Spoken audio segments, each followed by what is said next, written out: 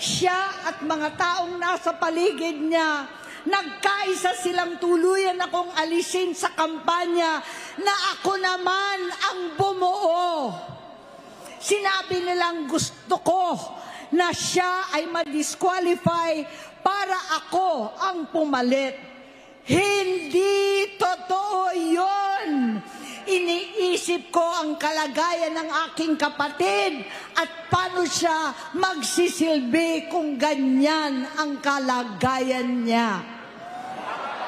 Pero pinaparating sa akin na hindi siya lulong at minsan na lamang tuwing nagpa-party.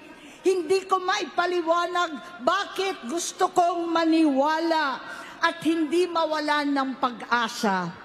Noong nanalo siya, naging pinakamalayo na kami sa isa't isa.